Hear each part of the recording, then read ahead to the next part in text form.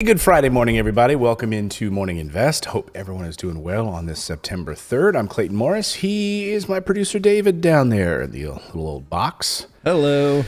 Good to see you. Good to see you as well. Start the show here in a few minutes. Countdown timer is up.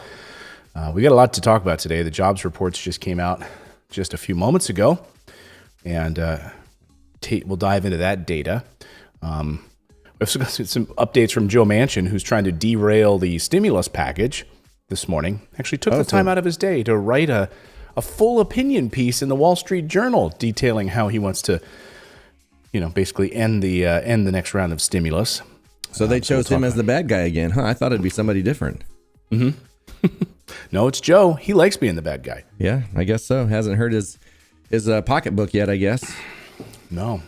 No, I mean, he makes so much money off of corporate America. Of course he doesn't want a stimulus package. Yeah. We've also got a funny interview Donald Trump gave on Fox, and it's, the stuff coming out of his mouth, I don't even know, first of all, he probably doesn't know what he's talking about, but who lets him do these interviews anymore? I mean, he gets like the most softball questions from these guys on these conservative news networks, and he manages to screw it up. And he makes more news because he doesn't know what the heck he's talking about. So we're going to play you some of that interview this morning. It's just funny to watch like conservative media.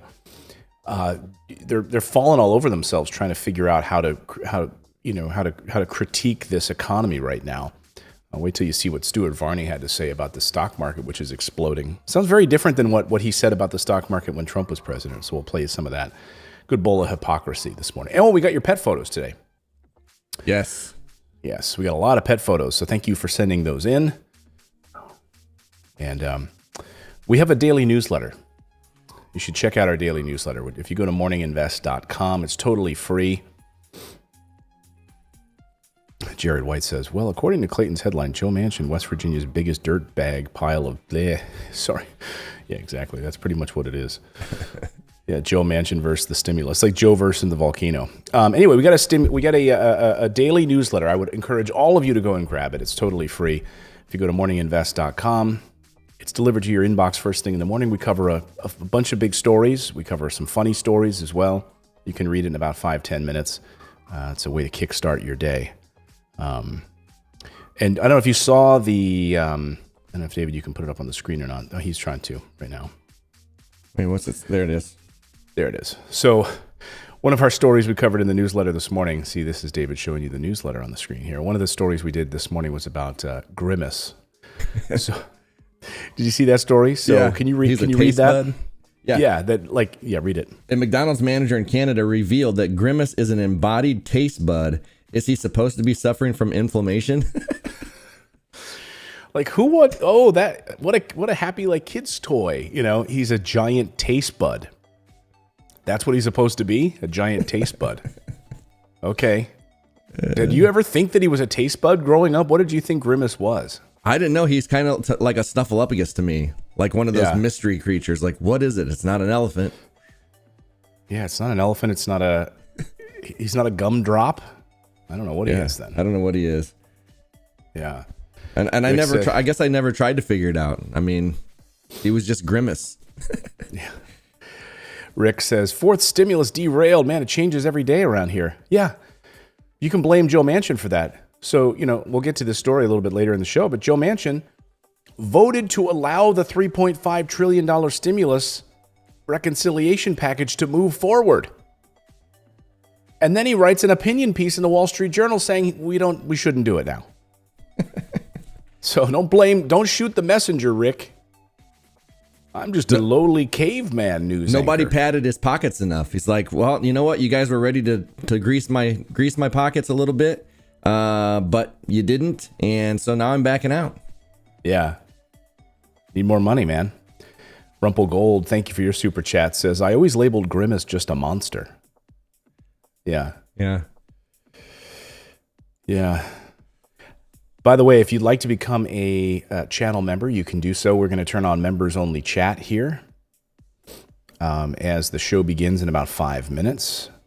You can support independent journalism and what we do here on our show. We're not paid for by billionaires, and for the price of a cup of coffee once a month, you can support our show just by going to morninginvest.com/join, and then you can participate in the chat. I saw somebody earlier say, before the show, I was reading the chat, and somebody said, what did it say? If you become a member. Yeah, I can't remember. It was Ryan. I had to ban Ryan because Ryan also asked some questions about some not so good questions. So Ryan was banned. So sorry, Ryan, but can't participate when you're a jerk over here. We like friendly people. Yeah, a lot of people were complaining about him. So yeah. Sorry. Yeah, no one likes a troll. So I read this today. I thought this was kind of interesting. People, because we talk about billionaires on this show all the time, because billionaires are basically the ruling class, right? Like they're the ones that run this country at the end of the day. And people don't have a strong intuitive sense of how much bigger 1 billion is than 1 million. 1 million seconds is about 11 days. 1 billion seconds is 31.5 years. Wow. So when you put that in perspective, like that's the difference in us and them as far as just being completely separated from us. Like they're completely separated from humanity. How can you connect with the poor or anything like that if you're living that kind of life with that kind of money? I just don't think you can. What about a trillion? Because we're probably getting pretty close to our first trillionaire, aren't we? You got to think, so let me right? see. Let me Google that. How many years is 1 trillion seconds? That would be 31,710 years. 31,000 years. Wow. Huh. Isn't that crazy? Like they put it in that perspective, like how much different that is. A million is 11 days. A billion is 31 years.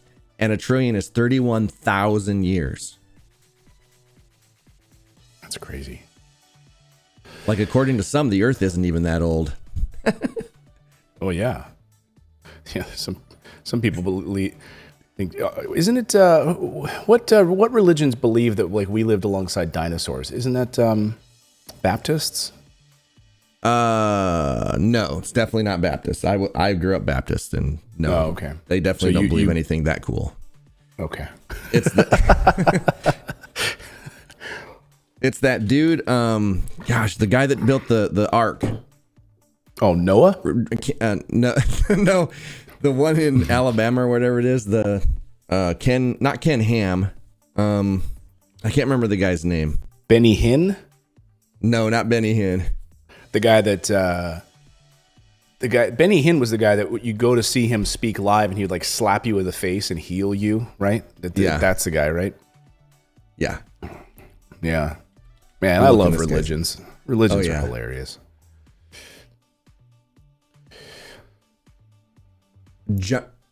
Johann Hubers? No, that's not him.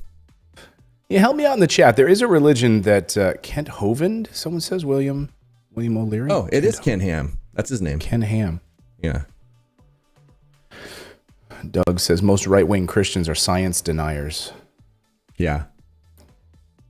Nerd with swag says flooded here in Philadelphia yesterday. Some areas still underwater. Yeah, some people believe the Earth is 2,021 years old. Yeah. Yeah, I think it's a bit older than that. James Figueroa says Benny Hill. No, Benny Hill was the perverted comedian, right? Chased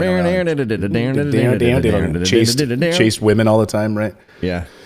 No, Benny Hinn was that televangelist guy who you'd go see him live and he would smack you in the face and heal you. That's the power of the Holy Ghost.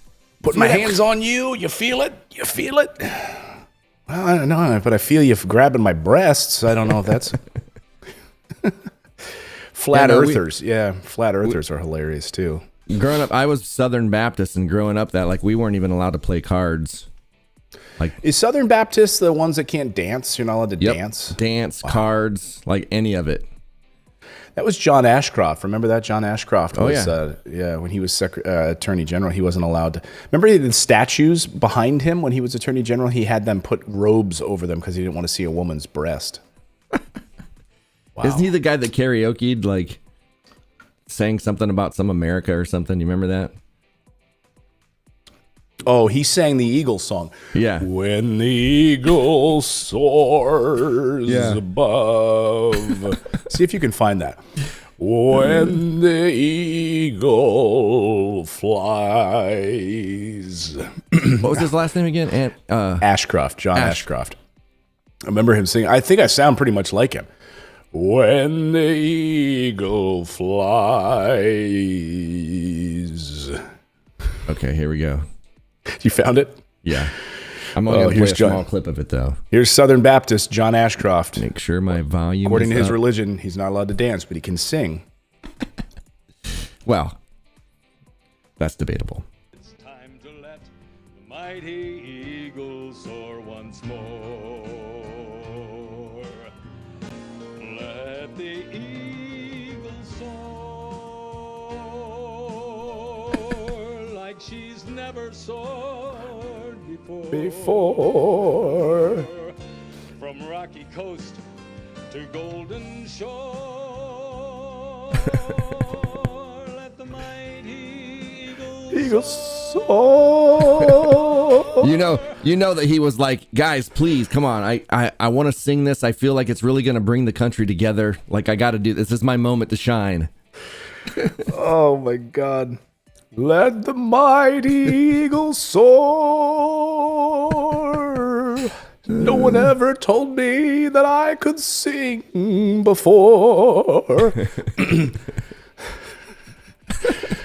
Oh, Harold says, what did I come into? Harold is not a channel.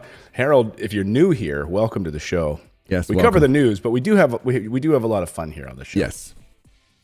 And we are getting ready to go into members only mode. So are you ready? Yeah, we are ready for members only chat mode right. here. So someone said they were raised Southern Christian. Southern Lala says, yeah, Southern Baptist and Pentecostal, aka the Black Church. Lala says. Lala, let me see who else said. Someone else said something about this Southern Baptist here.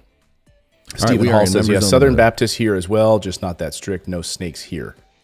So you're a Southern Baptist, Stephen, but well, the snake thing is completely different. That's a completely different sect of it. Like, there's people that believe in the healing power of snakes and all this.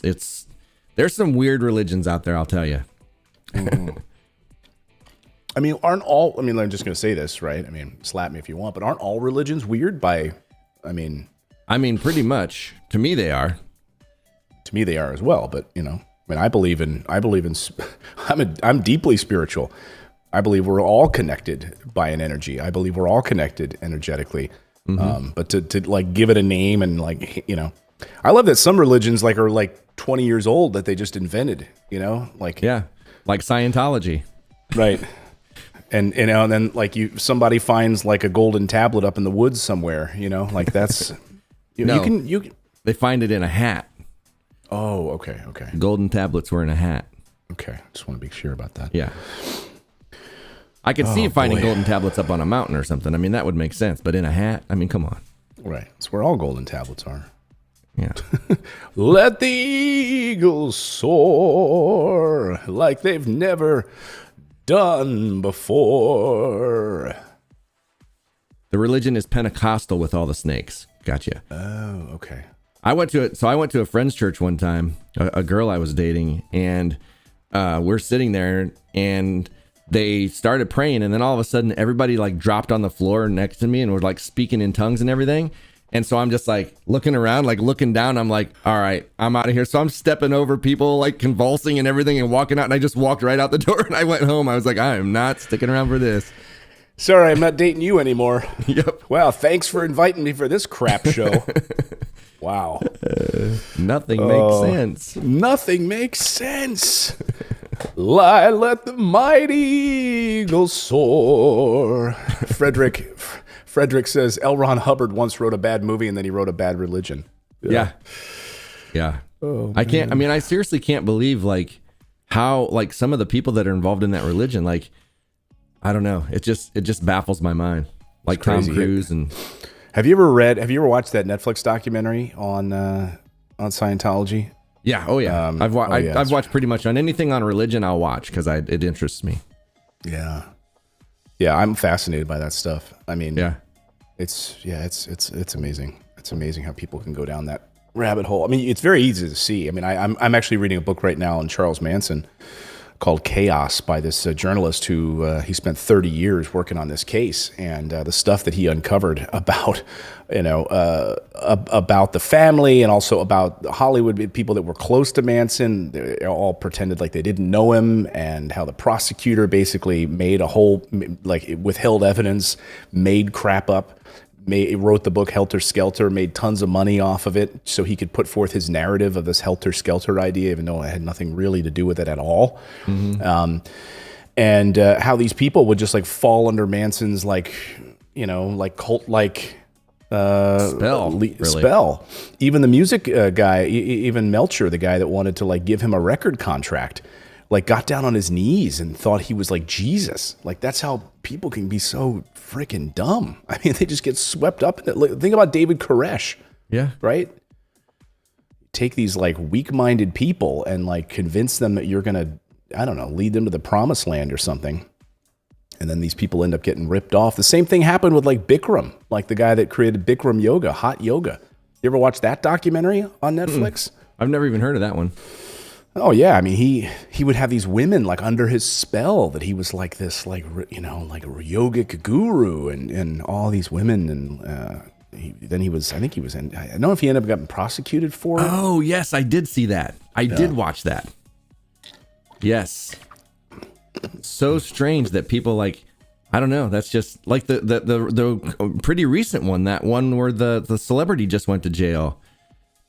The Invex or Inverts or what was that thing called? It was like a recent religion, and this guy, like, he was tattooing them on their thigh or something like that. Yeah. Crystal says religion was man-made. Took years to realize God has no religion as we see it. Exactly. Like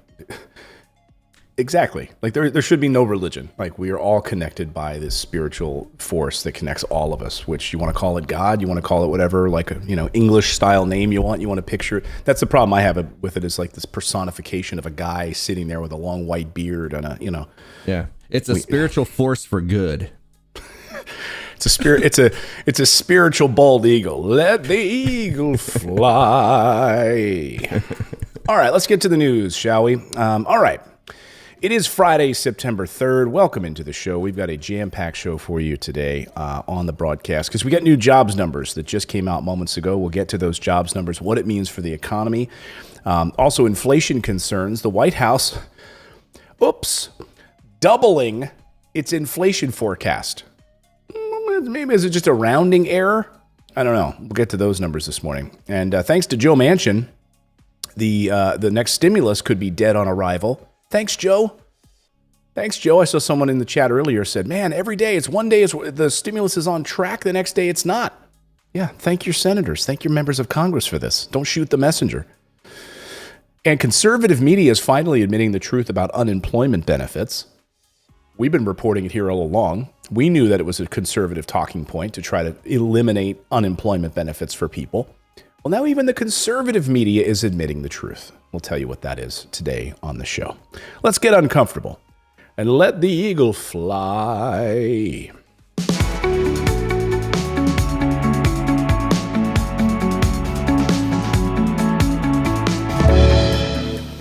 Look, man, I got to protest. You got to protest. If you're going to keep singing that song, you got to sing it right. It's Let the Eagle Soar. Okay, please, not fly. Derek says, oh, my poor screen. I think your poor ears, right? If you're joining us later, you're listening to the audio version of this. We were making fun of John Ashcroft.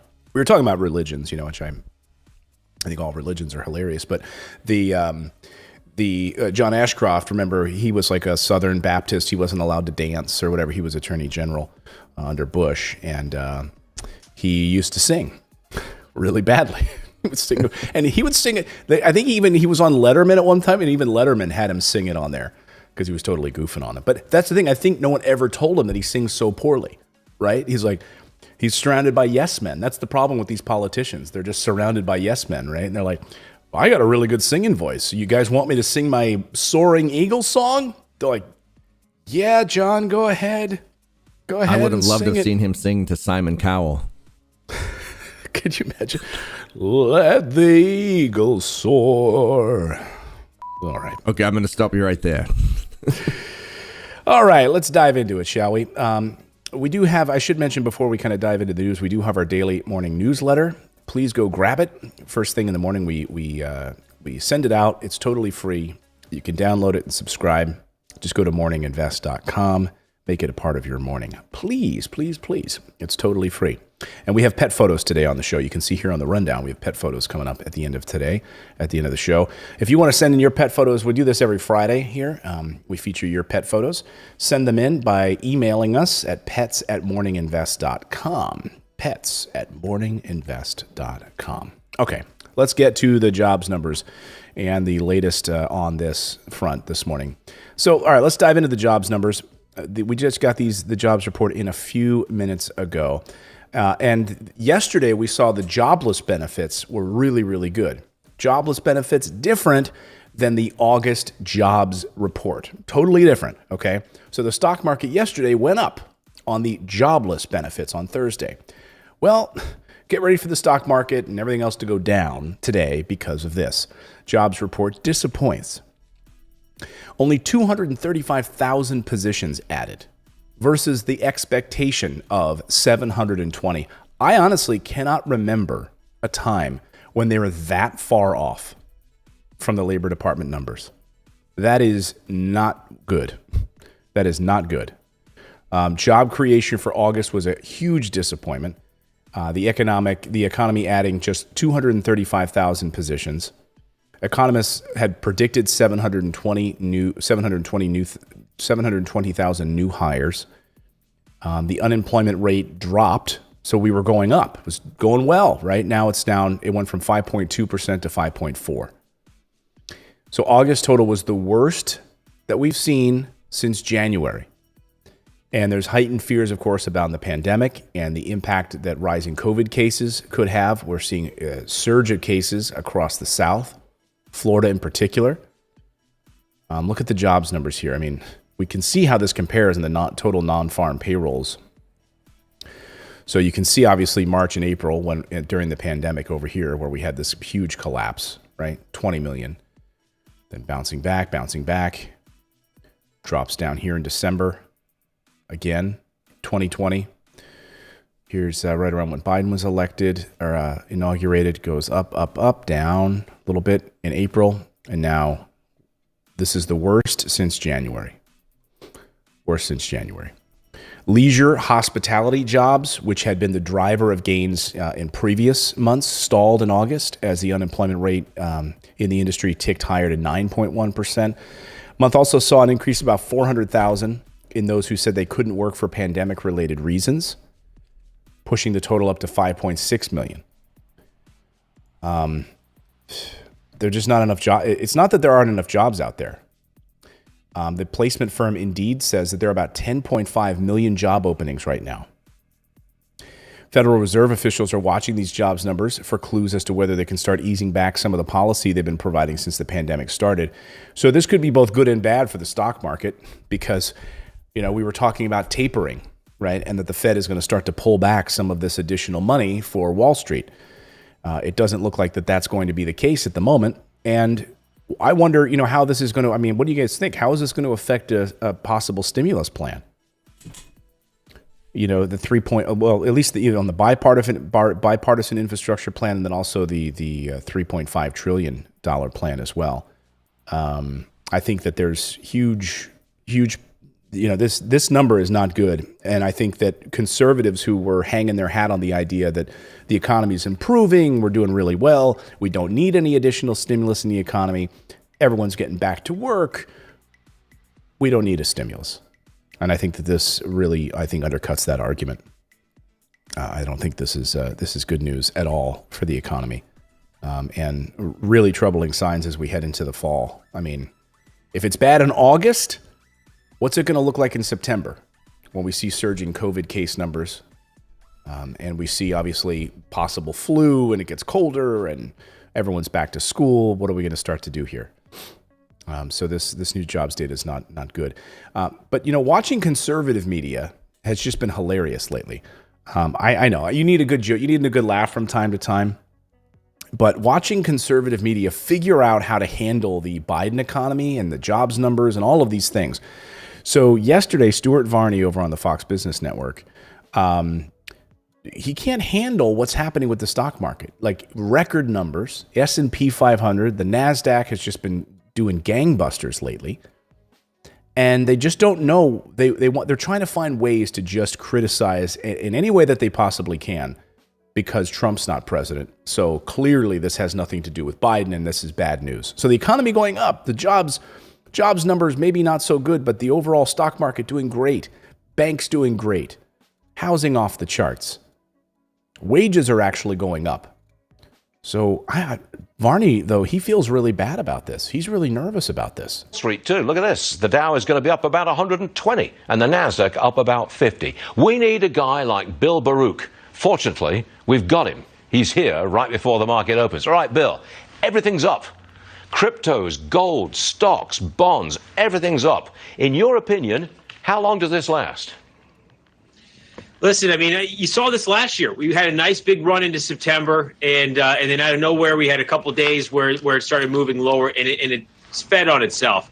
I'm not saying we're going to fall, 10% like we did last September, but I think we're due for a correction. But it's tough to sit here and say we're going to have that correction tomorrow or have that correction sometime. What you want to look at is the middle of the month, that week 3. Where the options expiration right in front of that, and if we get some volatility into that week 3, I would begin to expect a pullback. So I know the levels I'm looking at, but it's the market is just keeps on rallying every single day. It's frightening, Bill. It's frightening. It's scary. It's frightening now. This is really scary. Every morning I get on the air and I say, oh, look at that. There's green on the left-hand side of the screen. Up we go, up we go. Constant new records. This is scary stuff. I don't know. I mean, my pockets are getting filled, but man, is this scary. Man, this is so scary. 50 new records. I think it's for the S&P just this year. I mean, you can understand people getting a little nervous. Yeah, they're so nervous. They're so nervous. It's so interesting to hear Stewart's talk like that because, Democrats are in control. Look, I'm an independent. I don't give a rat's ass either way. I just would like to call out the hypocrisy on these things. So 3 years ago, though, when the Trump economy was booming, he was singing a different tune when all of these numbers were sky high. Here he is. Here's Stewart 3 years ago. Remember that old expression, the Goldilocks economy? I think it's time to bring it back. It sure looks like we are at a Goldilocks moment, even if the media and the Democrats will never, ever acknowledge it. Oh. See that news about jobs? More jobs available than people available to fill them. Never seen that before. Oh, really?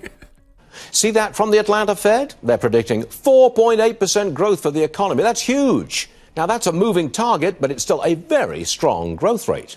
If you've watched this program, you'll know we have a generational low for unemployment, 3.8%. An all-time low for African-American unemployment. Oh, that's wow. Historic. And, of course, a stock market that's gone from Dow 18,000 to Dow 25,000 in a year and a half. Wow. But the media will never give them credit. Wait, there's more. Median household income up $2,000 a year. Interest rates still low. Gas prices now retreating from $3 a gallon. It's not all sweetness and light. The government is spending too much. Social Security and Medicaid are in financial trouble. But overall, the economy is not too hot, it's not too cold, and the good times look like they will continue. Yeah, but the media can't handle it. Thanks, Stuart. But you're frightened. I'm sorry that suddenly now you're scared of a booming economy. It's yeah, as Mark Sparks says, how much does this dude make? Probably a few million a year? Yes, of course.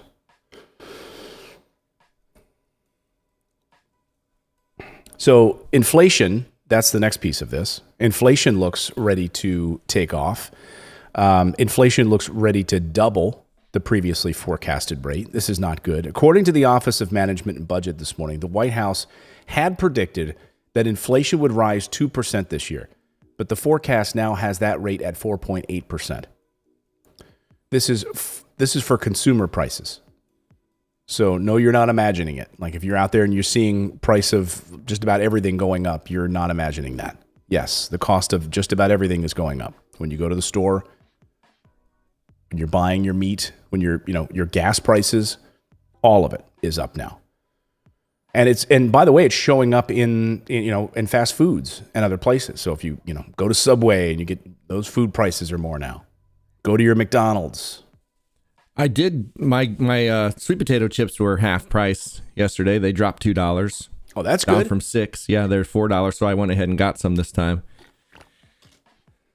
But yeah, it's crazy. Like seeing the prices and stuff, I'm just like, wow, I can't believe like some of these prices. And what it still gets me that they use the stock market as an indicator as to how good we're doing. It's like it couldn't be so much further from the truth. We're the ones paying for all of this. We're the ones paying the inflation prices. We're the ones paying for everything they're doing. And they're just sitting there, becoming richer and richer day after day.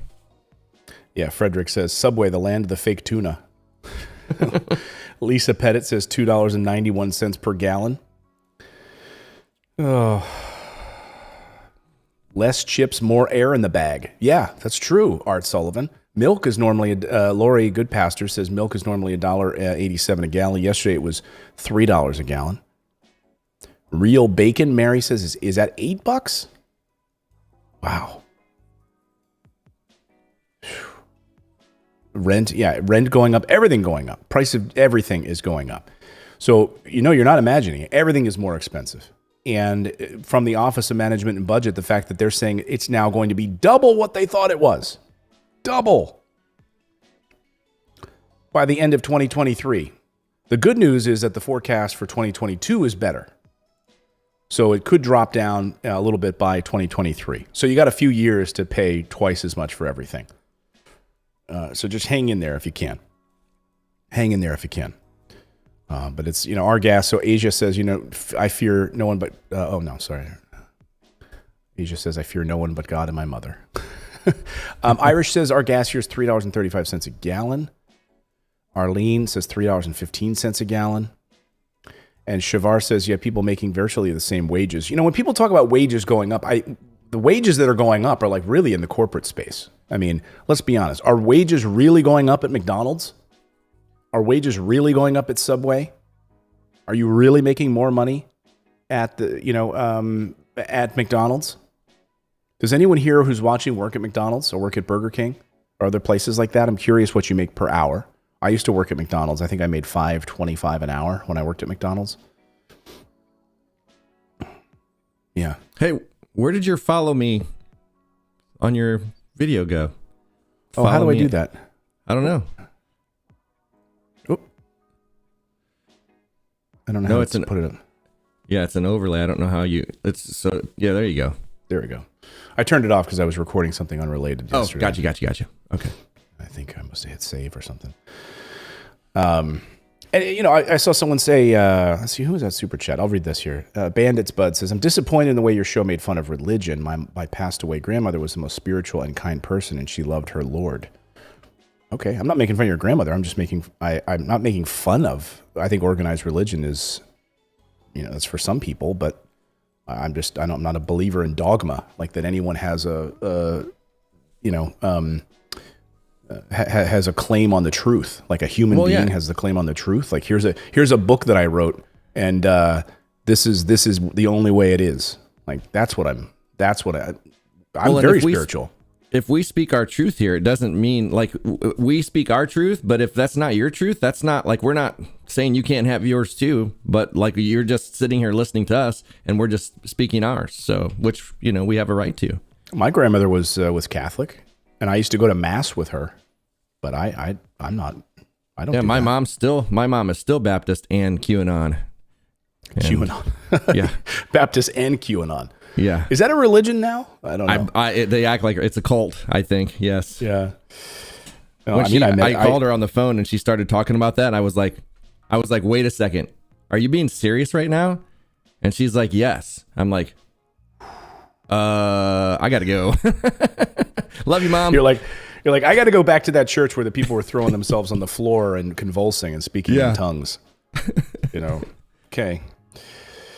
Oh, man. Keep it real. Keep it real. Anyway, let's talk more about what's going on. We've got more news to get to here on the stimulus front. We're going to get into this with Joe Manchin in just a second, and I'm going to read to you what he's saying now as it relates to that $3.5 trillion human interest stimulus package, which, of course, means everything from child tax credits. It means free public college. It means elder care. It means taking care of our children. It means negotiating lower pharmaceutical prices, everything. Okay? So we'll get to this in a second, Joe Manchin. You just wait a second. But first, I want to tell you about our friends over at Everlane. So it is fall. Can you believe it's already fall? And the folks at Everlane have some fantastic new arrivals for fall. Really great stuff that you got to try. So if you're looking for some outfits that are going to last and last and last, not that stuff that you get that falls apart, after you wash it 3 times. No. You mean like Old Navy stuff? Exactly. I mean, literally it falls apart, falls apart. So not them. When you're out like having an adventure, it doesn't, maybe it's a road trip or you're getting lost in the wilderness, or just going back to back to school with the kids, or you're out there taking a hike with the kids on the weekend. You want to have some really comfortable clothes that are just going to fit all of these different experiences. And that's where Everlane comes in. From workout to takeout, they've got swimwear and trackwear styles for lounging at home or at the office, going out in the town with friends. Really great stuff. And what I love about them is they're skinny, they're relaxed, they have slim to athletic, and you can choose your stretch level. So like if you've been eating a lot lately, like me, you have that little extra stretch there. It's perfect. And it has vintage style as well. So it's got some really nice vintage looks. They have an original with just a hint or a body-hugging, authentic stretch feeling. All made from certified organic, the world's cleanest denim factory with 0 landfill waste. And guess what? Everlane partners with the best and the most ethical factories in the world for a fit to feel good about. They accept returns within 30 days of the ship date, and all uniform clothes come with a 365-day guarantee. So go to everlane.com/invest and sign up because you'll get 10% off your first order plus free shipping. And they have easy returns within 30 days of your ship date. That's 10% off your first order when you go to everlane.com/invest and sign up.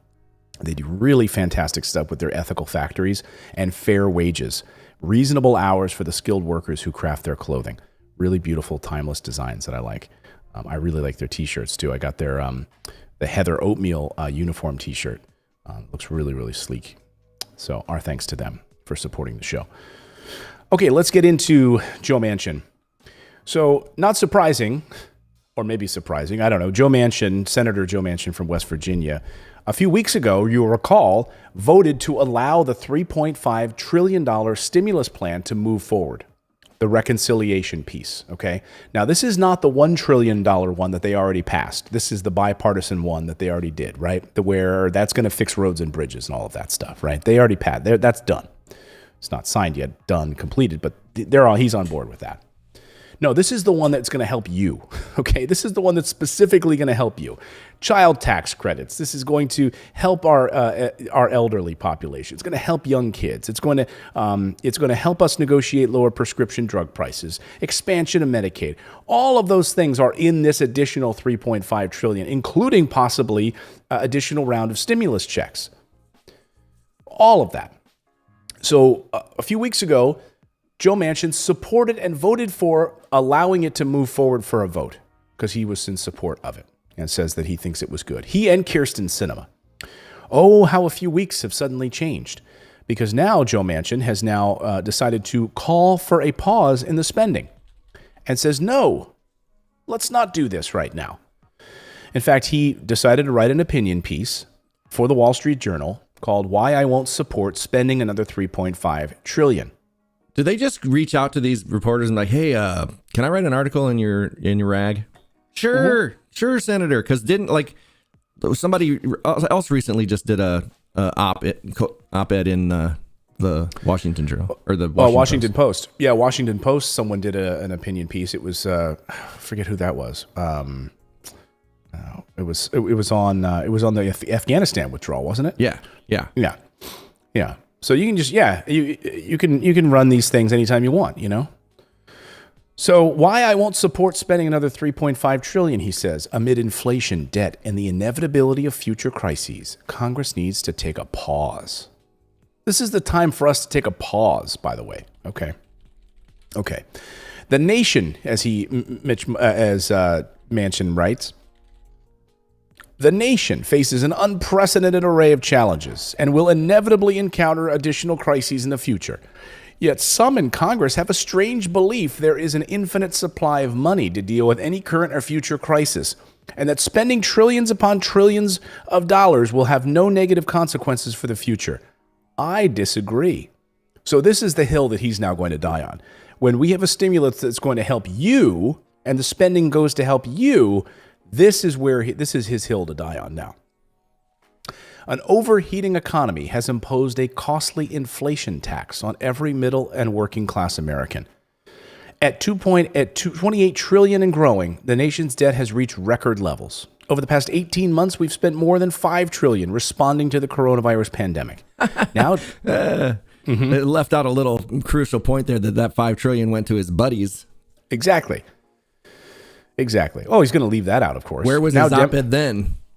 Well, this is my biggest criticism of this, right? So now the 3.5 trillion piece you're upset about, but the bipartisan infrastructure package that you essentially helped negotiate with Republicans that's going to put roads and bridges with your name on it and give huge handouts to Wall Street, you're okay with that. You're okay with that. We're not talking about the roads and bridges stuff that's going to give these lucrative contracts to your buddies in Wall Street. We're not talking about that now, are we, Joe? Can you do a search on that website and see where his op-ed is on the war budget and where his op-ed was on the CARES Act and where his op-ed was? Sure, let me do a on... Command F. Let me do a Command F. So Command F, let's see, war. Oh no, it's just warranted. It found war, but it just found warranted. Okay, a pause is warranted, not war. Okay, let's see. Defense budget. Defense. Oh, it yields no returns, no response on defense. So no op-eds on that. No opinion pieces on spending money for defense budget. None of that. Another reason to pause, he writes, we must allow for complete reporting and analysis of the implications of a multi-trillion-dollar bill. What will it have on the next generation? Oh, you're concerned about the next generation suddenly? Suddenly you're worried about the next generation of Americans. You mentioned this. You mentioned the $28 trillion in debt, most of that going to our defense budgets. How did you give a rat's ass about the future of our country and the young generation then? No. Did they label him an R or a D in that article? Just out of curiosity. Oh, he's definitely a D bag. He's definitely a D. Those who believe such concerns are overstated should ask themselves, what do we do if the pandemic gets worse under the next viral mutation? What do we do if there's a financial crisis like the one that led to the Great Recession? What do we do if we faced a terrorist attack? Oh, there we go. Or a major international conflict. Well, what are we worried about that for? We spend $750 billion a year on defense. We leave tanks wherever we want around the world. You're really worried about what happens if we have a terrorist attack? Maybe if we didn't spend $2.3 trillion in Afghanistan and we actually spent money at home, we wouldn't have all of the violence that maybe we have at home. We wouldn't have the extreme poverty that we have in a lot of areas that leads to a lot of this violence. How will America respond if such crises, if we needlessly spend trillions of dollars today? I mean, I love that he literally sat down, and I'm sure that he did not write this. I'm sure that he told his speechwriter, of course not, to put something together. I mean, if the thing is, like, anytime you hear any of these people speak articulately, like Biden, for instance, if you hear him off prompter, he can't finish a sentence. No, they don't write. Like, people give them credit for saying the things they say. They don't. They go into a room and they practice what somebody else wrote. President, this is really going to get people going. You got to read it exactly like this. So, that's exactly right. Nothing makes sense. Thank you, Judge. You're right about that. He says, instead of rushing to spend trillions on new government programs and additional stimulus funding, Congress should hit a strategic pause on the budget reconciliation legislation. A pause is warranted, he says, because it will provide more clarity on the trajectory of the pandemic.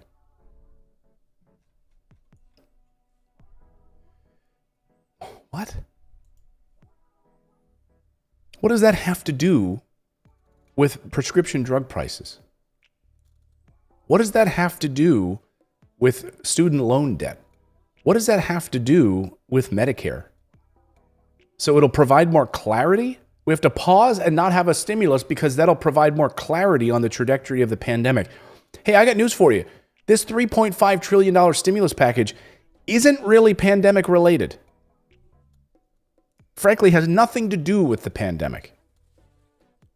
Well, and did he say anything? Did he mention anything about the $83 billion in equipment and training we left over in Afghanistan? Like that we could have, like, think about this. We could have put that stuff on eBay and right. given what they sold it for to the people. In order to pay people's rent, understand, we need $17 billion. They left $83 billion worth of equipment over there just like, just gonna leave this over here, but no mention of that. No mention of the wastefulness of the military. It's that we can't have debt. We as people can't have debt. We already have enough debt. What's another trillion? No, he's never going to be concerned about that, of course, because he always votes for a war budget and defense budget that lines all of these defense contractors' pockets. But when it comes to a package that's going to help you, that's when we need to take that's when we need to take a pause. We need to take a pause. A strategic Whenever it benefits pause. the people, we need to filibuster. We need to take a pause. We need to take a look at this because, the people are involved. We can't have them getting savings accounts. We can't have them benefiting from their own money. They gave it to us. He's criticizing the price tag of healthcare, education, and the climate plan. And you wonder why is he up against this? It's the climate piece of this. He doesn't want to. He doesn't, and he also doesn't want to raise taxes on corporations. Because as we reported here the other day, you might be wondering, like, well, why? Is he just that cold-hearted? Well, yeah, but he's making money off of this, right? And as I reported yesterday or 2 days ago, corporate America has launched this massive lobbying blitz to kill key parts of the $3.5 trillion economic plan. Drug makers, big banks, tech giants are all preparing to fight the party's package, including its proposal for raising taxes. Isn't it funny, too, that article labels him as centrist Democrat? Isn't it funny that centrist has become basically a far-right Republican? Right. Yeah, he's a centrist. He might as well become a Republican. So all these corporate America is launching a blitz to try to kill this corporate bill or this bill for $3.5 trillion because it's going to upend the industry. We're going to start spending more on climate change and protecting our country and our future. We're also going to tax the wealthy. And is it any wonder why Joe Manchin is suddenly coming out against this? Why I won't support spending another $3.5 trillion. So what does this mean then? Is this dead in the water? Here's the Wall Street Journal saying Democrats are aiming to get the expansive other package on place, the $1 trillion infrastructure plan through. But Manchin says, instead of rushing to spend new government programs and additional stimulus funding, Congress should hit a strategic pause. So they can't really get through there without his help, right? They don't need 60 votes. They need 50. And if he doesn't put his money, they're going to need to remain united on this, as WSJ points out, in a 50-50 Senate. No Republicans support it. So if he backs out, and if Kyrsten Sinema also says that she doesn't support the current price tag, so what's going to happen here? I really think that this thing could die on the vine here. I mean, I don't know where we go from here. Unless this thing is like a watered down version, it ends up being like 1 trillion or 2 trillion or whatever. But, here you go. Yeah, I knew this was going to happen. I mean, this is exactly what I knew. I'm just kind of surprised that it's Manchin again. I thought like they were going to throw us another bad guy, somebody that we hadn't heard of. Like they're going to pull some senator that we've never heard of. It still shocks me that every once in a while I'll see a senator talking. I'm like, where did this guy come from? I have never heard of this guy. Unbelievable. So there you go, Joe Manchin. Thanks for once again screwing us over. Somebody earlier in the chat was like, I don't understand. Like, who in West Virginia supports this guy? I'll tell you, does he not even walk around his own state? It's the big money. It is big money, but he's like in one of the most impoverished states in the United States. Doesn't matter. He supports big coal. He makes money off the coal industry. You think he's going to support climate change legislation? You think he's going to support corporate tax increases? Frick, no. No way. Let the eagle soar like it never soared before. Joe Manchin. Joe Manchin. I don't know. My favorite song is still Real women vote for Trump. We don't need no liberal chump. Real women vote for Trump. We don't need no liberal chump. Man, what is going on in this world? I swear to God. It's crazy. It is. Like it is literally Nothing makes sense. Exactly. it is Judge. literally the definition of insanity. They keep, and the thing is, it's like the insanity is on our end. We keep voting these people in. We keep listening to them tell us they're going to do something different. We keep hoping and hoping and hoping, and they never do it. But we still continue to put our hope in them. They are not going to help us. So we need to just, forget about that. It's not going to happen. So what do we do from here? John, I like John Marshall in our chat says rushing. Like we're rushing into this. We're not rushing in anything. Like our whole infrastructure is crumbling. We're not. Good point, John. We're not rushing into anything. We have the worst. Yesterday I spoke to the CEO of Uprising Foods. They've been a sponsor on the show. I talked about their amazing bread. They're not a sponsor today or anything like that, but I had a chat with him yesterday. I just said, I love what you guys are doing. He's like, he goes, we're on a mission. He's like, in the United States, our food system is broken and is literally making people sick at scale. It is the worst food system in the world in the United States. We're not rushing into anything. We need to fix this stuff yesterday. We have trains that can't even go full speed because the tracks, they're falling apart. We have roads that are collapsing. I had a friend. I just found out this morning that we lost, thanks to the crappy infrastructure in New Jersey, sewage drains that don't drain properly, electrical wires that aren't put away properly. Every time the friggin' storm's there, the power goes out. So we lost a friend yesterday in this flooding. His son went to my son's school, and they were really close, Miles and his friend. It was his dad. He went out to check the storm drain in Maplewood, New Jersey, went out to check the storm drain and didn't come back. And imagine this little boy, my son's age, like just lost a dad. They found him the next day floating in the storm drain in the water. Like, this is America. We're not rushing into anything. Joe? I mean, the pandemic did take its time getting here. It didn't rush in, so there was no hurry to help us. So I mean, I get it. Like they filibuster, they hem-haw around because it does make sense. I mean, they really got to watch out for that money because it's our money, and they're just really trying to be responsible with our money, except for when it comes to killing people, then they're not. But I like the fact that, when it comes to giving us money and healthcare and all that other stuff, they're very, responsible with our money. They're not just going to waste it on people that don't deserve it. They're going to make sure people don't have a savings and everything, which they shouldn't. People in this country should not have a savings because why would people need to be prepared for their car to break down or anything? That's stupid. Yeah, you can't get a stimulus. You can't get a $1,400 stimulus check and use $500 of it to pay your bills and then put the other, $500 or $1,200 or $600 or whatever in the bank and invest it for your future. God, no. Yeah, because all you people did by putting that money in your savings is screwed the other people that now can't get as much because they're afraid that you're going to save more. So thank you. Thank you to all of you people that save some of that money. And yes, I am being sarcastic, but it really pisses me off that these people, they sit there and they get wealthy in Congress. We pay them every single month. We give them a furniture budget, and they sit there and don't do squat for us. They just take care of their donors, and they take care of the military industrial complex, and that is it. So if it doesn't benefit their buddies, their donors, if it doesn't benefit the military, they don't do it. and we keep hoping that they will help us, and they give us little bits and pieces here and there to keep us quiet and keep us waiting for more, but we're not getting more. No, we're not getting more. We get scraps. We're not the greatest country in the world. Stop saying that.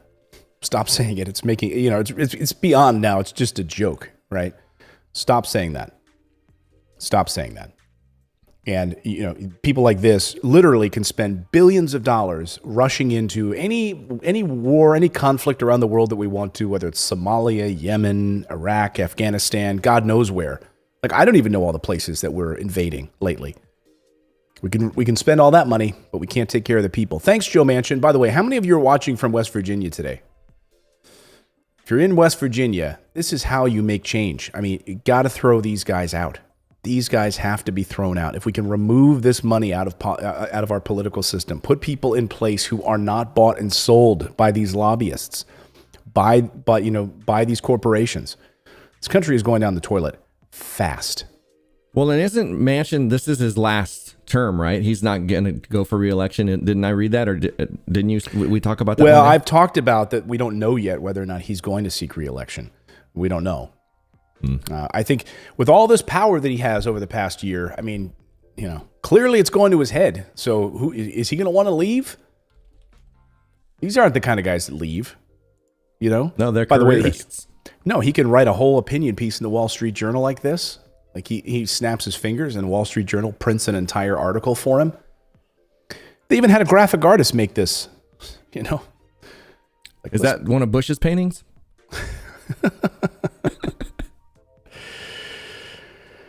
Oh, Frederick Lasorda says, "Oh, BS, I'm so close to $50,000 in debt right now because I haven't worked since this crap started. My credit is so bad, they won't accept cash. Screw Manchin. He needs to be sent to Gitmo."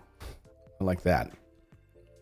Well, that's the thing. Until we get money out of the game, the thing that we would have to do is we would have to get money out of politics.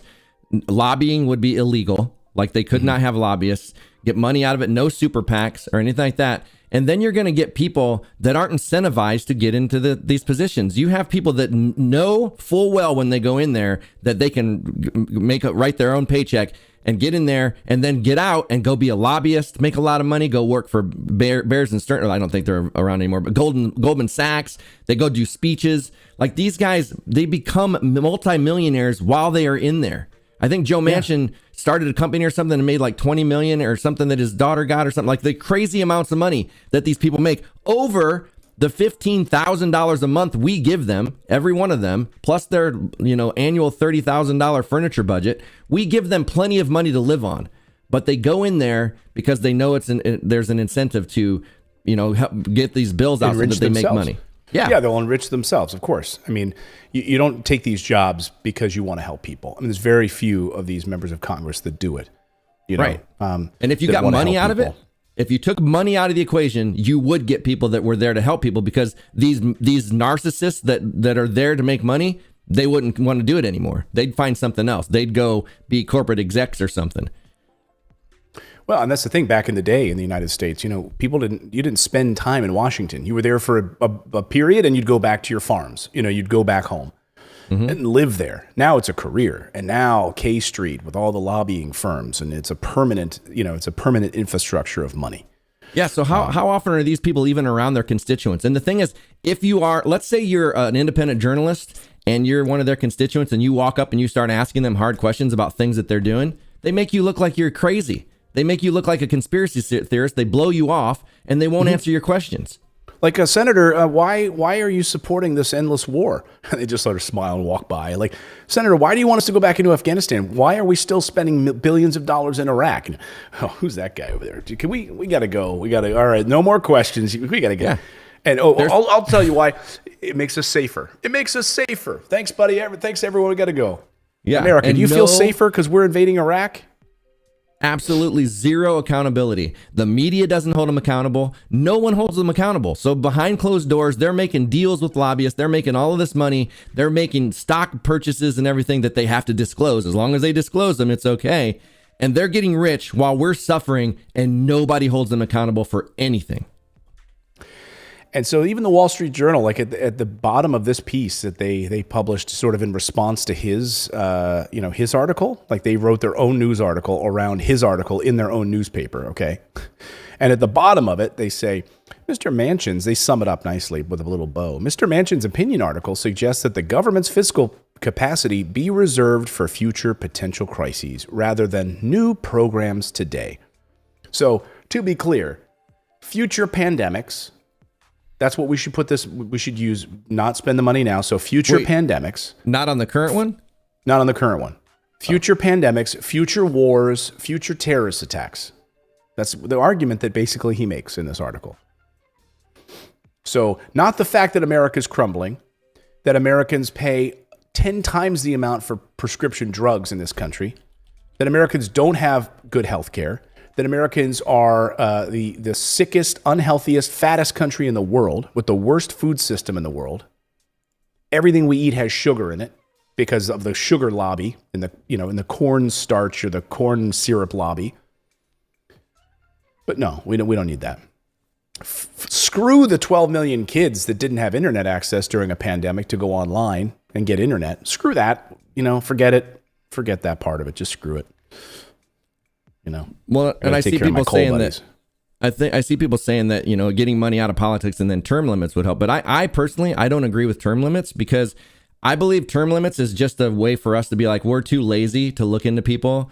Because the thing is, like, what I feel like term limits could do potentially is, let's say you do get somebody that's in there and they're working their butt off and they really are for the people, and then that person is limited and you're going to get them out when they don't deserve to be out because they are legitimately there to help people. So that person, okay, we got one in that's good for the people. Now let's move on to the next one. Because if you think about term limits, they'd constantly be in election cycles. We'd constantly be hearing from new people, having to vet these people all the time. And I just feel like it could thwart, keeping good people or make it so you keep good people out. So I personally don't agree with term limits. Yeah, it's a good argument. I mean, Joe Lieberman wrote a book a number of years ago that I read, Senator Lieberman, called In Praise of Public Service, and he's against term limits also. His argument in the book is that, if you get somebody good in there and they've made those relationships and they understand how to govern and they why term limit them out? To me at the time, it was like that was an argument for like keeping your job. I was like, okay. I think it's a good argument, but I think more often than not, it ends up helping us get rid of the bad seeds. Well, it does in a world where we don't pay attention to what people are doing. The thing is, like, so if you got money out of politics and you had people that were actually going there to help people, I think this would be a non-factor. I think the money is the issue. Yeah. If you have money in politics, then yes, I would agree with term limits. But you take the money out and you make it so that people that are not going in there to benefit themselves, that are going there to help people, then I think term limits don't make sense. See, Amy Perkins sent a super chat. She said, "Could you read my super chats? It's about this exact subject." Let me see where it is here. Let me know if you can't find them. I cannot find it, Amy. Okay, I'm going there. Trying to find it. See if you can find Amy's super chat. It's about this exact subject. She says. Yeah, Jack says, "How often do we get good people?" Well, that's the thing. I think we would get better people if there weren't money. We don't get good people right now. Okay. Yeah, I don't see it, Amy. Wait, what is... This is weird. Okay. This is the fourth stimulus, right? That's today? Yeah. We've gotten a lot of super chats today. We have? Amy Perkins. Here it is. "I truly believe every person in government should have to live on the wage of their constituents for at least 6 months before being allowed in office." The only thing is, like, those wages are so different. Like, yeah, what you'd have to. I think it'd have to be a median. You'd have to salary, find like a median salary or something like that. Yeah. It's crazy. They'd never do it. That's just the sad part, is that there's so much money in politics that who's going to want to be a politician if there's no money in it? Right. It's very, very. But that's not. I shouldn't say that. There are a lot of people that want to be social workers to help other people, and there's no money in social work. So there's a lot of good people out there. So I take that back. I mean, if if I honestly thought that I wasn't walking into a completely messed up system like politics, I actually would probably do it. I probably would do it because I actually would want to help people. Like I would go there. I would do like Ron Paul. Ron Paul, when they removed the gold standard, he went there because he knew that was the end of our economy. He knew that. And so he went there with a mission to fight that. And that's the same thing. I would go there to figure out how to make a better government. And I honestly feel like if you could get money out of it, you could get lobbyists out of it, you actually could create that system. I wanted to run for the Senate a number of years ago when that was my dream, to be in politics, to run and to do that. And then I went I went in a different direction. Maybe I guess commenting on it and trying to educate people about the process rather than trying to do that. I remember I interviewed one time at the History Channel for a job, and they said, ultimately, what do you want to do someday? And I said, ultimately, I'd love to run for the Senate. And they said, well, I don't think then that you'd be happy here. And I was like, damn it, why did I say that? So I didn't get that History Channel job. It's funny, when I was talking to Ron Paul, and I said, I'm thinking about getting into politics like you, and he said, don't do it. He said, what you want to do is become media. Yeah. And that's what he does now. He started his channel, and you're because we can have such a large audience to spread this message and try to make that change in that way. So that's what I'm trying to do here. Amy says that's the point. It would weed out the bad ones. Yeah, I think if you lower that salary, get and keep it small, and like I said with the social work analogy that I just said, so many good people out there who do social work jobs and other things like that aren't going to make a lot of money. They want to just help people. So I think we could do that. Like Grimm said, make them live on military pay scale and stuff. But the thing is, like, if with the lobbyists and stuff, they still can get in there and grease their palms. Yeah. It's just such a corrupt system. I mean, like the thing is, like, I would be fine with them making what they make if they were doing the right thing. If that's all they made, like they shouldn't be able to invest in stocks. They shouldn't be able to take lobby money. They shouldn't be able to enrich themselves in any way over their salary, which is a decent salary. That's $15,000 a month we give them, each of them, minimum, and the best healthcare. Yeah. And that's the thing. They get benefits that we don't get. Like they should get, like, if we should have the exact same benefits. So it should be the people and Congress and Senate. We get the same exact benefits as far as healthcare and stuff. And then they would fight for universal healthcare because they want it. Right.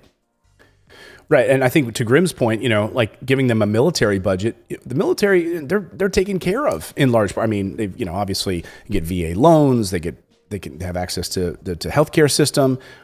They end up, if they stay in long enough, get pensions for the rest of their life. So I even think that's being too generous to these politicians.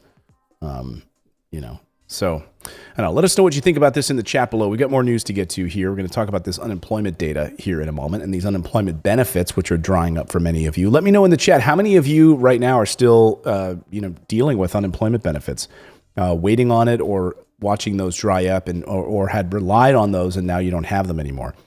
Let me know. Linda Evans says in Paris, in France, all healthcare is free. Yeah, exactly. Von Zealous says everything island sent to you. Everything island sent to you, Clayton, has not been sent. I guess my words are too powerful. I don't know what that means.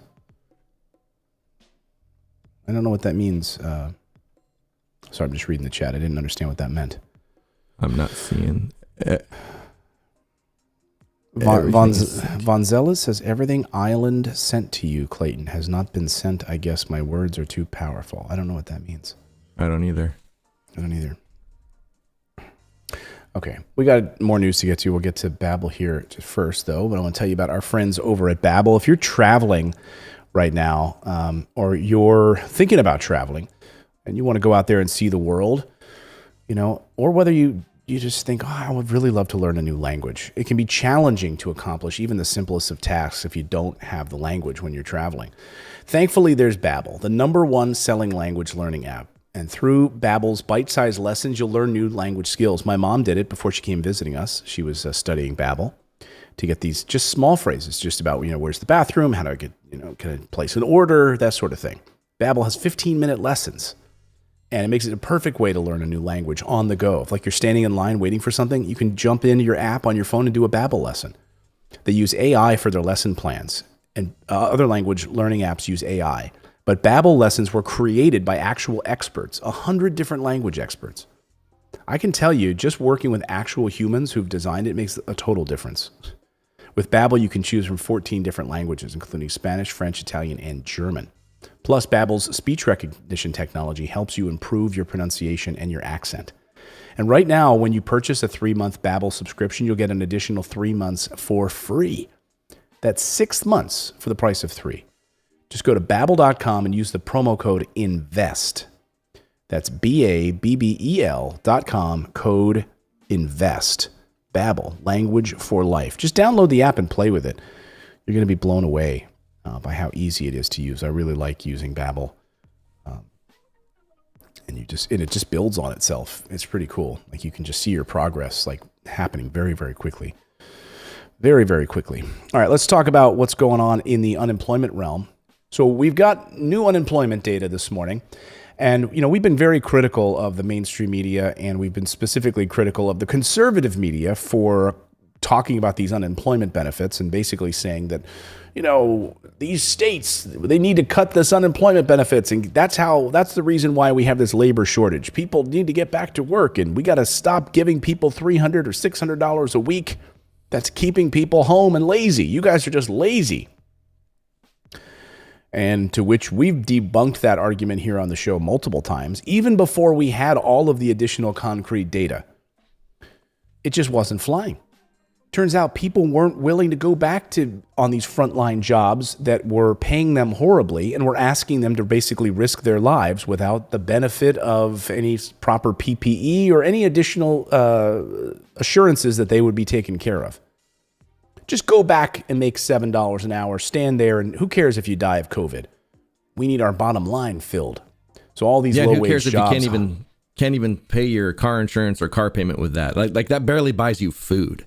Right. But come back to work. You're just lazy, right? So turns out that's not what happened. It wasn't about laziness.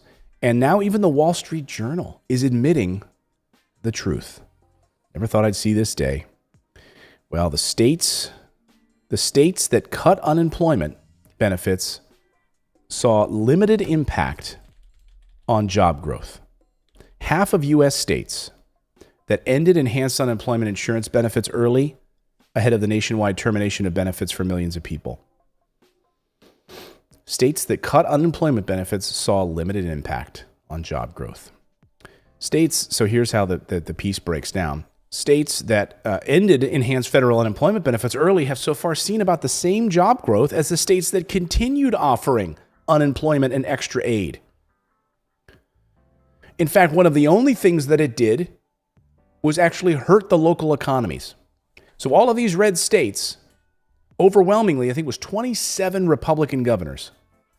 All of those were the ones that removed these unemployment benefits. In those states and cities that they did, it hurt the local economies. And it had no benefit at all pushing people back into the workforce. Several rounds of pandemic aid boosted the amount of unemployment payments, most recently $300 a week, and extended them for as long as 18 months. The extra benefits are set to expire nationwide next week. But 25 states ended them way early. Which is amazing to me. Like the federal government, President Biden extended those unemployment benefits for people. And these states had the balls to say, no, you don't need it. You don't need that extra $300. You're lazy. Just go. Never mind the fact that many of these people didn't have a job to go back to. Or on top of which they didn't have daycare for their children. And the daycare was closed. Well, that's the thing. Where in the hell do they think they're going to spend this money? They're going to spend it in the local economy. Right. They're going to go buy him bread. They're going to go to the bakery. They're going to go buy fish at the market. They're going to go to the grocery store. They're going to have gas to go to work.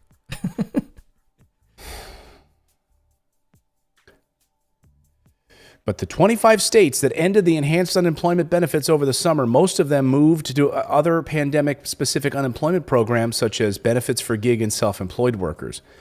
Non-farm payrolls rose 1.3% in July, in the 25 states that ended the benefits and 1.3% in the other 25 states. Look at that. So let's be clear. In the states that ended the benefits, and matching the states that didn't, it was the same. The same. Economists who've conducted their own analysis in the government data says the rates of job growth in states that ended and the states that maintained the benefits are a statistical tie.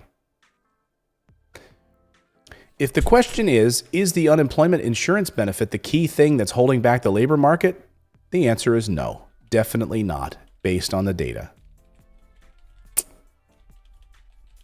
So if you got any of those friends out there, they're like, yeah, it's keeping all these people home. Tell them to stop watching Fox News. Tell them to flip off the conservative media. Stop listening to this argument because it's simply not true. Literally flip them off. Flip them off. No difference. No difference. And, look, there's still a lot of problems that have caused many workers to drop out of the labor force. It's not just about, it's not just about you just go back to the job. A lot of these jobs aren't there.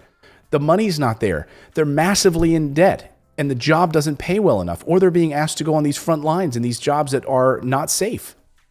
Well, and it's just basic economics. If you look at when the economy during the pandemic, let's just take the during the pandemic, this last year and a half or close to 2 years or whatever, when the economy was doing the best was when people got the stimulus and they were getting the increased $600 a week for unemployment. Right. If they would have kept that up during all of this, there would be so much data pointing to, oh my gosh, that's what we need to be doing, because look, Wall Street's still making money. Corporations are still making money. Amazon is making money. Restaurants are still making money. Everybody was making money, but they don't see that part. They want to try to figure out how they can still get the benefit of people having money without giving them the money. Right. Yeah, we talked about this here on the show, right? To your point, each time we had the stimulus, the data on stimulus showed that it was an overwhelming success. It lifted the local economy. It kept people out of poverty. It put food on the table. It removed and reduced food insecurity for so many families.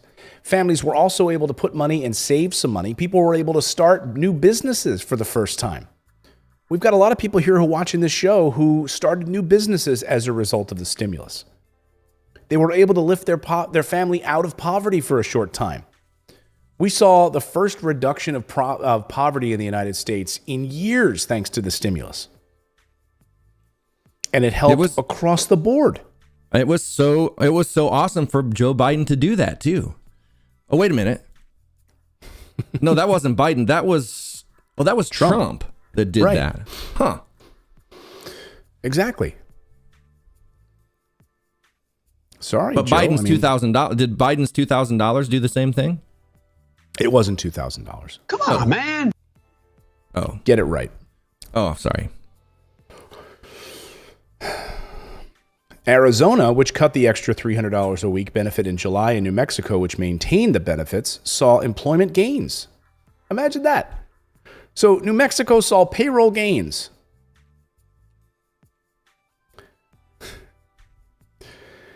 It's kind of funny. David Britch is asking. Go ahead. Yeah. No, go ahead.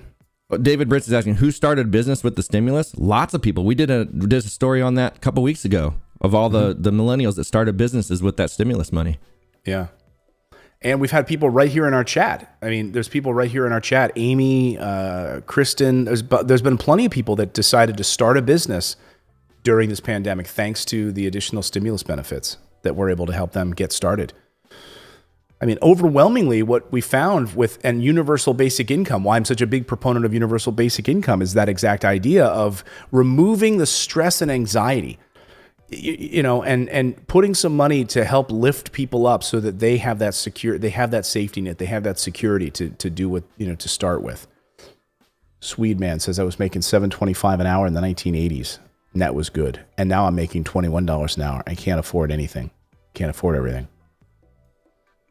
Isn't that crazy? The devaluation of the dollar. That's why I'm saying, that's why I get so irritated when I see people fighting for a $15 minimum wage, because it's not enough. No, it needs to be the at least minimum wage should 23. be 30. Yeah, it should be 30, 40. You could not survive on $20 or $30 an hour in New York City, Los Angeles, San Francisco.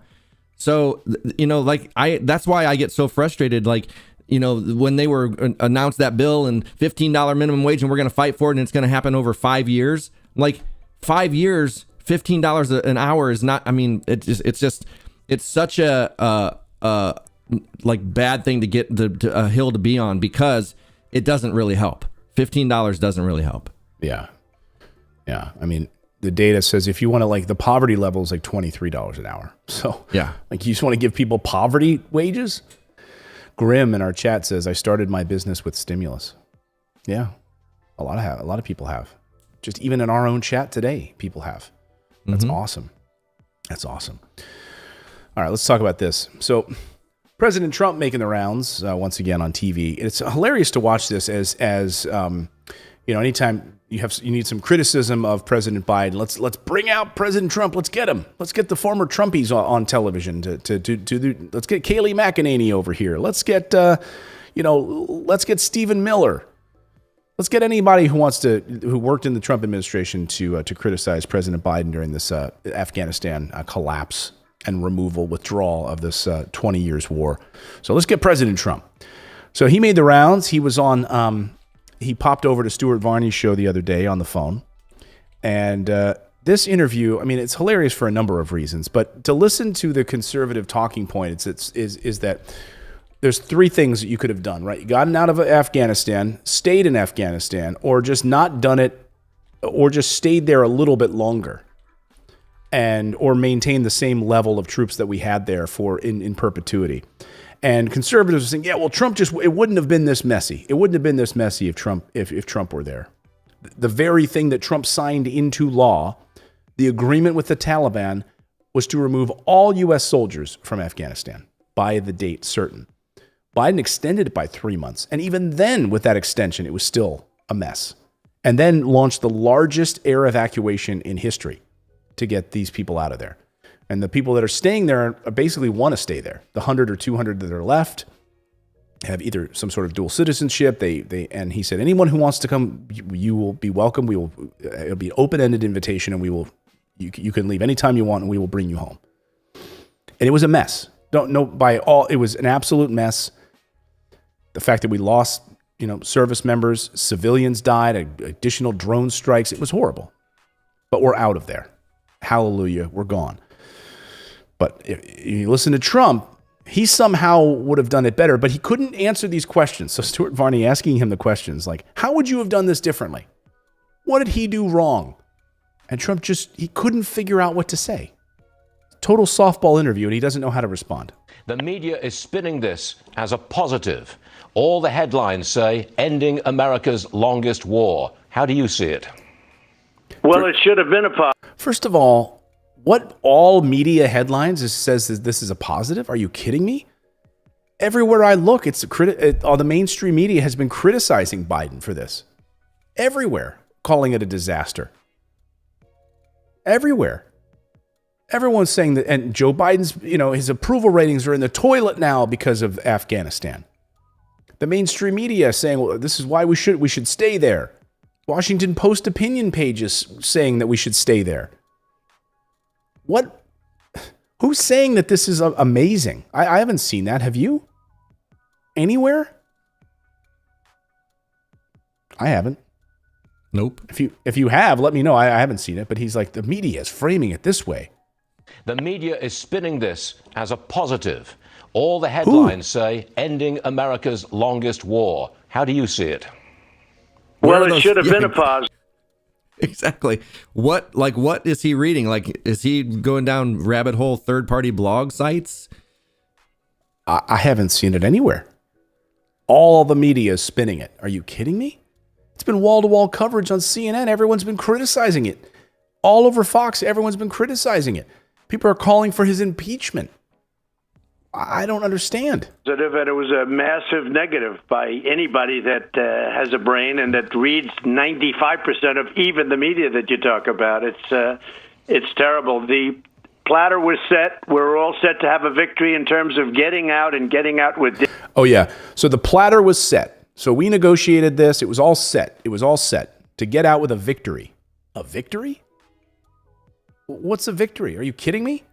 What's the victory you're talking about? Just to get out is the... Okay. Dignity, and you could even say with victory. And you could say it. No one else could say it. What's the victory? Right. What was the objective, first of all? Like, we don't know what the objective is because you can only know if there's victory if you know what the objective was. Right. And we know from the Afghanistan papers that there was no objective.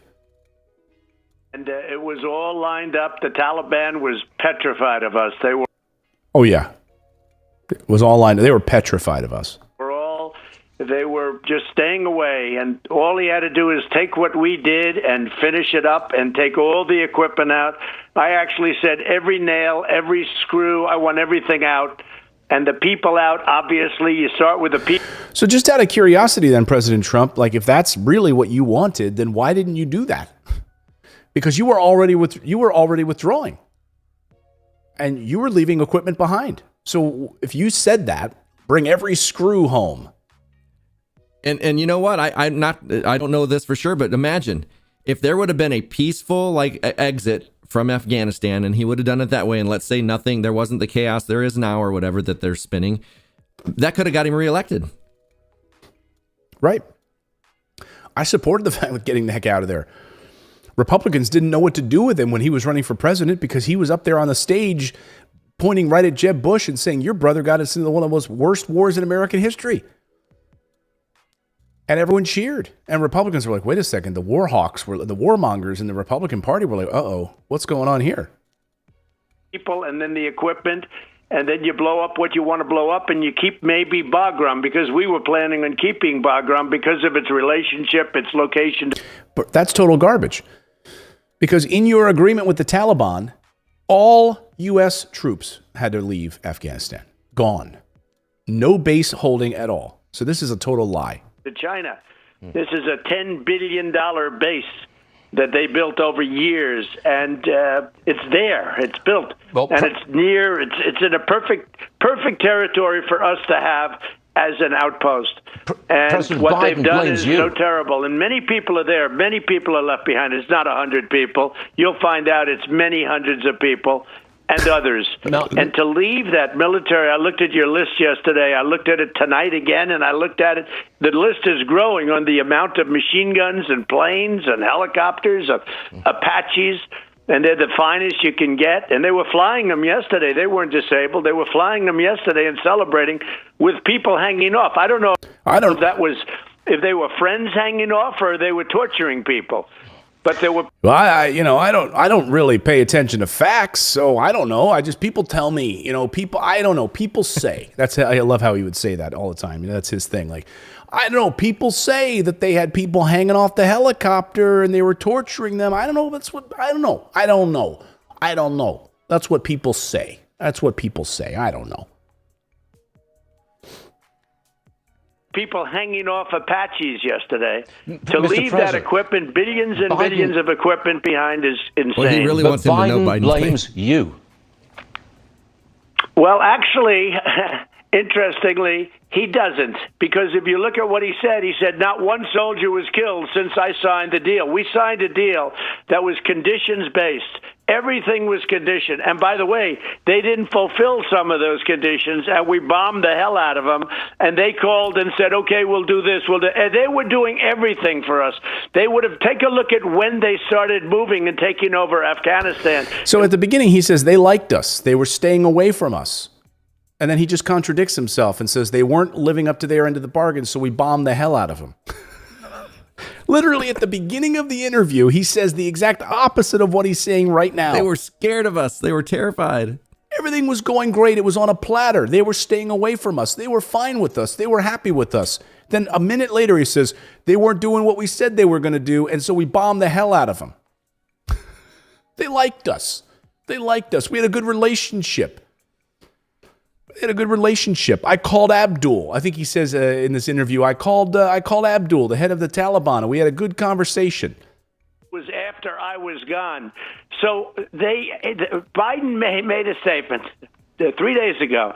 He said, from the day that agreement was signed, we lost no soldiers. And that was part of the deal. No soldiers. No Americans are to be injured, shot at, killed. No Americans and no soldiers. And you know what? That's what happened. And he said it. And I heard it. So you mean to tell me that it would have been somehow different with your leadership? Like these Americans, there was a suicide bomber that ran into and killed these people? Like that would have been different under you? That's somehow going to change? His people went crazy. He said it because I don't think he knew what he was saying. I was waiting for something else to come after that, like whatever he could think of. So actually, no, he didn't. He actually said something that was true. He said no people were killed, no Americans were killed, which is true whatsoever since the signing of that agreement. And that was only one aspect of it. We would have left with victory. We would have left with $83 billion worth of equipment. By the way, that number has been debunked. It's not $83 billion. It's about a third of that. I mean, it's still a lot of bread. It's still a lot of tanks. It's still a lot of machinery, but it's not $83 billion. I think what they're saying, it's $83 billion with the equipment and all the money they spend in training combined. That's where I got the total. So I don't know what the actual equipment budget was. Yeah. Inconceivable. That equipment is going to be coming at us for many years. Why is it going to be coming at us if we're not there? Well, because there's a narrative now that they have our equipment, they're going to be able to reach the United States. Oh, okay. Yeah, they're going to fly a helicopter. A Black Hawk. They're going to fly a Black Hawk helicopter from Afghanistan to the United States. Okay. I do have a question, though. Did coronavirus just bypass Kabul airport? Like, there are no masks, no, like, are they just like? Well, maybe it's like Africa, where there's zero reporting of cases. So when you look at maps of where coronavirus cases are, like Africa, the continent of Africa, like it's all like there's no red and anything because there's no reporting of it. Like, so anyone has any idea what's going on in these regions? Because you think the Taliban are reporting accurate COVID numbers? Anyway, so he goes on. This is my favorite part of the interview. Very importantly, we have been humiliated as a major player. Our allies aren't going to look at us the same. You know, our allies took advantage of us for years, and I let people know it, and I let them know it. And they started paying in NATO where they really took advantage of us. Trading partners took tremendous advantage, the European nation. European Union was worse. The European Union was as bad as China or almost as bad as China in terms of us with trade. And yet we protected them militarily with NATO, which is largely the same group of nations. I will say this. They have lost tremendous respect for the United States of America. And it's the exact opposite. I mean, that's a total lie.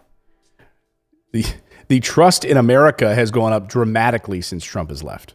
When I was president, they had unbelievable respect for us.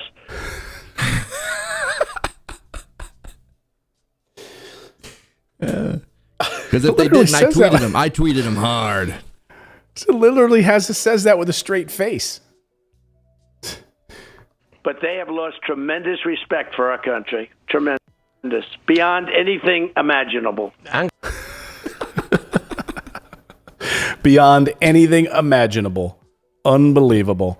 So what would you have done differently, Mr. President? Well, you know, I don't know. I don't know. I really don't know. There's nothing I would have done. He basically said, there's nothing I would have done differently. I can't answer that question. I can't answer that question. I don't know. He doesn't have an answer for it. Well, you know, do you find it funny that like every time there's a transition of power, you have these presidents that do these things, and these presidents that are running against them on the campaign trail will say all this stuff they're going to undo and all this stuff they're going to do. Then they get in and they just expand it. Like Obama, right. For instance. George Bush started the drone program. All right. And then like we thought Obama was the peace candidate, right? He was coming in. He was the peace candidate. We voted for him. He was no more war, all this stuff. Change. And then he took everything that Bush started, the drone program, increased it by 400%.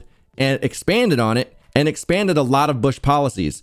Didn't change the Patriot Act or anything like that. When it came time for that was passed again. So they know exactly what they're doing. They talk a big game to get into office, and then all these people want the same exact outcome. So they end up doing the exact same thing. It's all part of one corporate party. And I think that's maybe the great canard in this whole thing. Or the biggest fallacy is that these parties are any different, frankly. I mean, they're all the same. Yeah. And it just perpetuates this corporatocracy. That's what our country is run on. It's run on money. It's run on Wall Street. It's run on the influence of these big companies. And as long as you are taking care of those companies, that's how you remain in power in Washington. That's it. Oh, President Trump. Real women vote for Trump. We don't need no liberal chump. Frederick Lasore says, what about the 13 kids that were killed last week? Don't they count as Americans? Yeah, they count. Of course. Trump is a carny. He's a carny POS is what Frederick says. Yeah. He says these things with a straight face. And, again, what's the future of the Republican Party right now?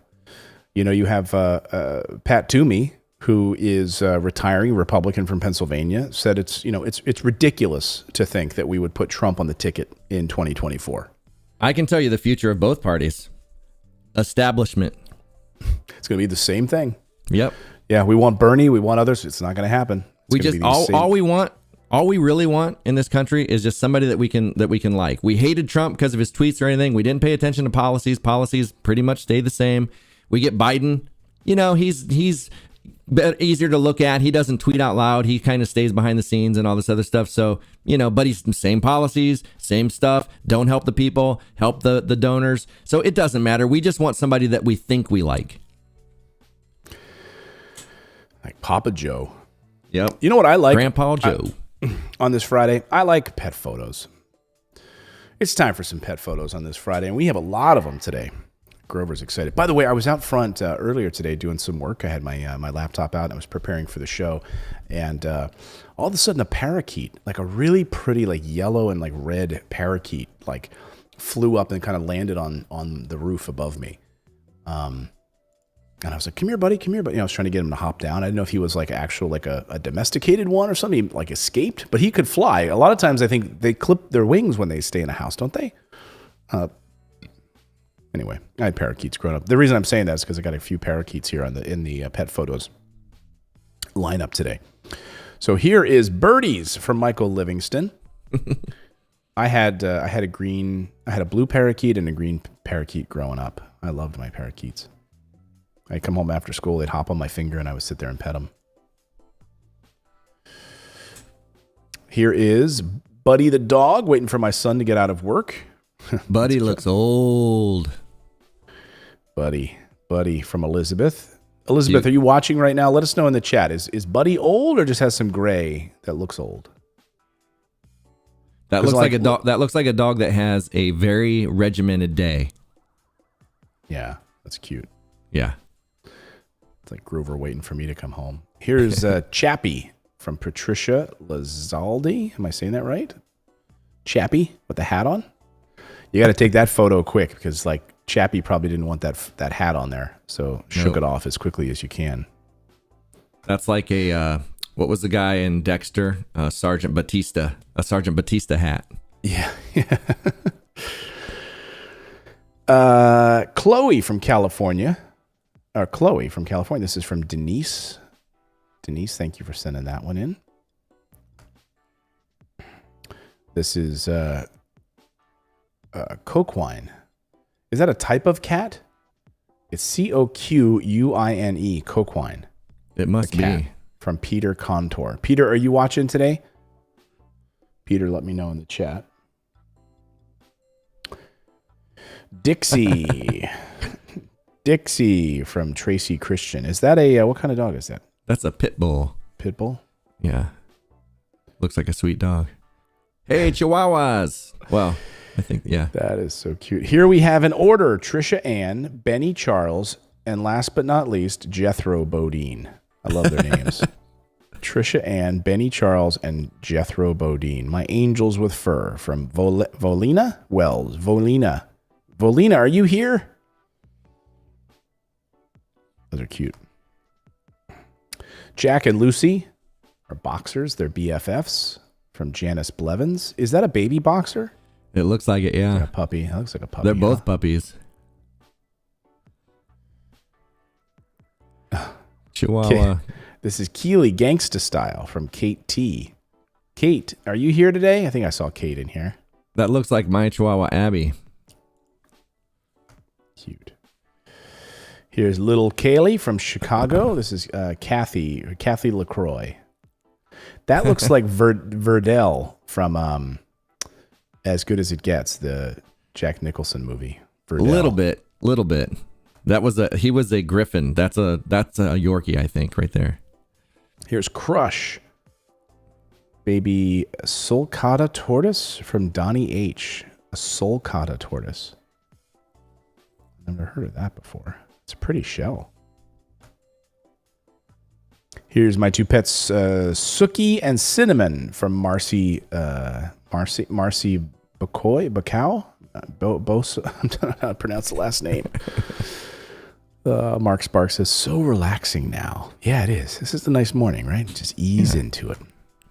What do we have here? This is my boy Abby from Sin Toskoya. Upside down. What do we have here? Oh. Tanya Malone sent this one in, but you didn't send me the name. Tanya, that's are you like watching? A Collie Aussie mix. Yeah, that's pretty. Here's Susan Navarino sent in this parakeet.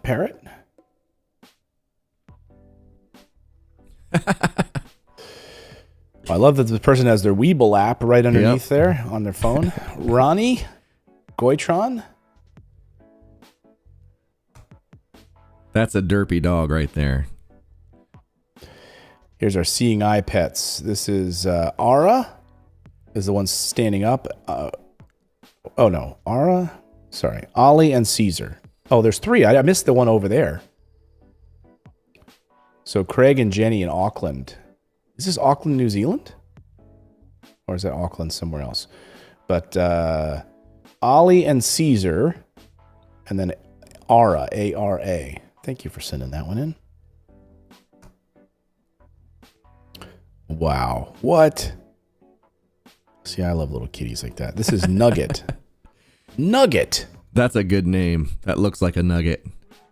That is so cute. That's Styles Sam sent that one in. Sam Styles. Nugget. That is so cute. Simba, Rocky, and Daisy from Sasha. Simba, Rocky, and Daisy. Boris, the Appenzeller Sennenhund. He passed away. He passed away, said I. This is Boris. This is Fendi. She's 9 months old. I love when they lay like that. From Janice Scott. I bet that feels really good. Oh, I bet so too. I wish I could do that. I know. I need a good stretch like that. Here's Jambi from Trisha Williams. Thank you, Trisha. This is Pet Mom Denise, and I have attached a picture of my girls Chihuahuas, twins Buffy and Bunny. Pet Mom Denise, Buffy and Bunny. Service dog. This is Turkey from Sherry Schaff. Cute. Little Chihuahua.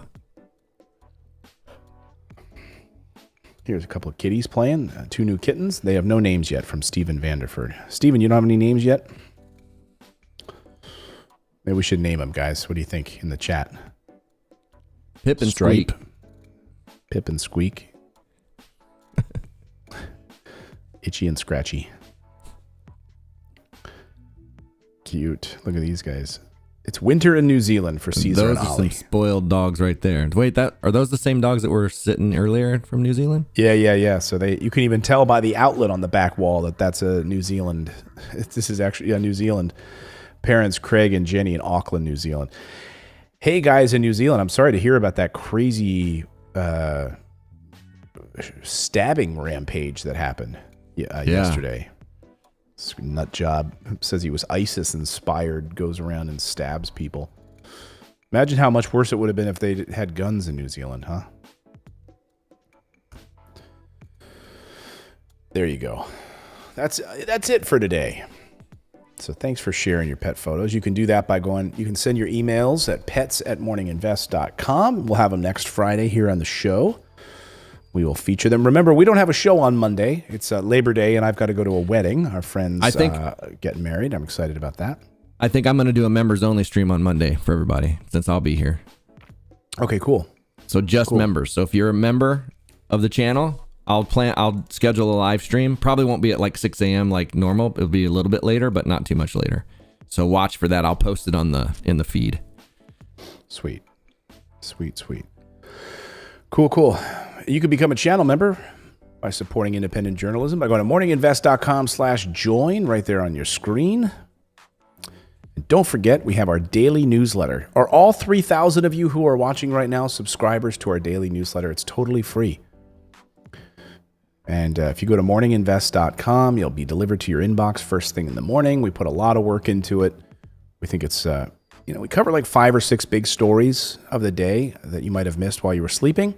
And we dive deeply into those. Plus, we have some fun, a little bit of comedy in there to make you laugh a little bit over your cup of coffee. It's totally free. Go to morninginvest.com. I don't know how many times I literally do laugh out loud when you, in some of the news stories. Thank you. I know you sent me a note about that yesterday. I was flattered, so thank you. Yeah. Well, we got a sense of humor, right? So yeah. We're writing the newsletter. Natalie and I Could you imagine this newsletter. world without a sense of humor? Oh, my God. We're getting close to it, though. I tell you what, man. Sad. We don't have a sense of humor. Yeah, optimism gets just less and less with every election cycle. Yeah, it's true. It is true. Oh, I showed Philip this the other day. I don't know if you got a chance. I can't pull it up now because this stupid folder is not available. Shoot. What was it? I had a video I wanted to show of Grover, but let's see if I can find it here from the other day. Yeah, I showed some of the audience here if you were here yesterday. Here he is.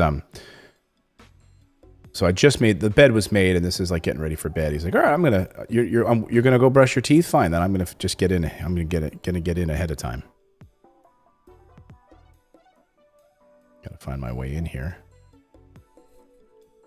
This is where I'm gonna sleep tonight. Get myself comfortable.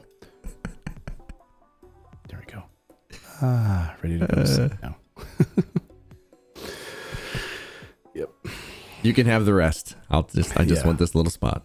I just want this little spot right here. Like, buddy, we're going to be removing all of these pillows. By the way, I just got to ask my wife, like, why do we have 30 pillows? Like, I don't understand. Do you have to take them off at night and lay them on the floor by the bed and then put them back in the morning? Or put them all back on. So what's the point? Nobody even sees it. I know. Get it. I don't get it. I never got that either, but I did it. Happy wife, happy life, right? Yeah, I get it. I mean, it's nice when you want to sit there and read a book. You got a few extra pillows to prop your head up, But oh yeah, definitely. But look at he even feels the same way about it. He's like, I don't get this. I don't understand. Like, why do you guys have all of these pillows here? Anyway. All right, everyone. Much love to all of you. We'll see you back here Monday for a live show. All right. Goodbye, everybody. Have a good weekend. Peace.